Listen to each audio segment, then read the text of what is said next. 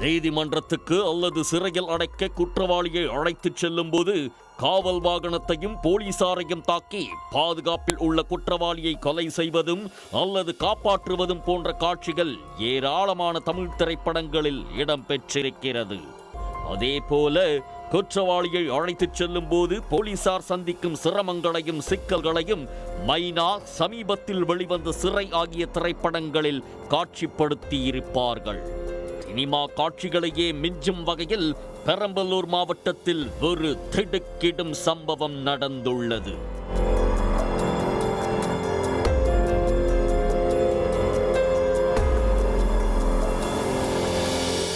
மதுரையை சேர்ந்தவர் பிரபல ரவுடி காளி என்ற வெள்ளை காளி. இவர் மீது 9க்கும் மேற்பட்ட கொலை, 8க்கும் மேற்பட்ட கொலை முயற்சி என பல்வேறு குற்ற வழக்குகள் நிலுவையில் உள்ளன. இந்நிலையில் திண்டுக்கல் சிறையில் இருந்த காளியை வழக்கு விசாரணைக்காக புதுக்கோட்டை கோர்ட்டில் ஆஜர்படுத்திவிட்டு பலத்த போலீஸ் காவலுடன் புழல் சிறைக்கு கொண்டு சென்றனர். ஏற்கனவே ரவுடி வெள்ளைக்காளியை கொலை செய்ய திட்டமிட்டுள்ளதாக உளவுத்துறைக்கு தகவல் வந்திருந்ததால் ஆயுதம் தாங்கிய போலீசார் பாதுகாப்பு பணியில் ஈடுபட்டிருந்தனர். திருச்சி சென்னை தேசிய நெடுஞ்சாலையில் பெரம்பலூர் மாவட்டம் திருமாந்துறை சுங்கச்சாவடிக்கு முன்பாக சாலையோர உணவகம் ஒன்றில் காளியும் போலீசாரும் வண்டியை நிறுத்திவிட்டு சாப்பிட்டிருக்கிறார்கள். அப்போது 2 கார்களில் வந்த 15 பேர் கொண்ட மர்ம கும்பல் ஒன்று திடீரென இறங்கி நாட்டு வெடிகுண்டு வீசி காளியை அரிவாளால் வெட்ட முயன்றதாக சொல்லப்படுகிறது. போலீசாருக்கும் மர்ம கும்பலுக்கும் இடையே கடுமையான மோதல் நடந்துள்ளது.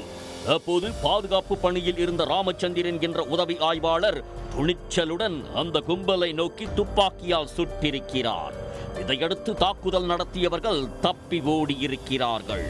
தகவல் அறிந்து சம்பவ இடத்திற்கு வந்த மங்கலமேடு போலீசார் காயமடைந்த மருதுபாண்டியன், வினேஷ் மற்றும் ராமச்சந்திரன் உள்ளிட்ட போலீசாரை பெரம்பலூர் அரசு மருத்துவமனைக்கு சிகிச்சைக்கு அனுப்பி வைத்திருக்கிறார்கள். இந்த கொடூர தாக்குதலில் ரவுடி காளிக்கு எந்த காயமும் ஏற்படவில்லை என சொல்லப்படுகிறது. அவரை போலீசார் காவல் நிலையத்திற்கு அழைத்துச் சென்றிருக்கிறார்கள். தகவல் அறிந்து பெரம்பலூர் மாவட்ட எஸ்பி அனிதா சம்பவ இடத்திற்கு நேரில் சென்று ஆய்வு செய்திருக்கிறார். மேலும் ரவுடி கும்பல் வீசிச் சென்ற நாட்டு வெடிகுண்டு குறித்து வெடிகுண்டு மற்றும் தடயவியல் நிபுணர்கள் உதவியுடன் போலீசார் சோதனை நடத்தியிருக்கிறார்கள். அடுத்ததாக திருச்சி மத்திய மண்டல ஐஜி பாலகிருஷ்ணன் சம்பவ இடத்திற்கு நேரில் சென்று ஆய்வு செய்திருக்கிறார். அதனைத் தொடர்ந்து காயமுற்று மருத்துவமனையில் சிகிச்சை பெற்று வந்த காவலர்களை நேரில் சந்தித்து நலம் விசாரித்தார்.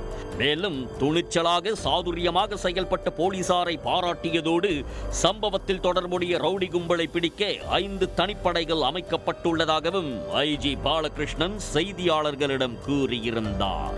2 வண்டியில அடையாளம் தெரியாத நபர்கள் வந்து அந்த வெள்ளக்காடியை அட்டாக் பண்ணுறதுக்காக நாட்டு வெடிகுண்டு வீசி ட்ரை பண்ணும்போது அந்த எஸ்கார்டு போலீஸ் ரொம்ப தைரியமாக பயப்படாமல் வந்து அந்த சம்பவத்தை தடுத்து எஸ்ஐ அவர் கையில் இருந்த துப்பாக்கியால் வந்து அக்யூஸ்டை நோக்கி சுட்டிருக்கிறாரு.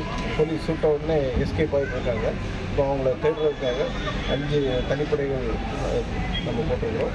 நாட்டு வெடிகுண்டு வீசிவிட்டு போலீசாரிடமிருந்து தப்பி சென்னை நோக்கி சென்ற அந்த மர்ம கும்பல் சுங்கச்சாவடி தடுப்புகளை உடைத்துக்கொண்டு சென்னை சாலையில் தலைமறைவாகி இருக்கிறது.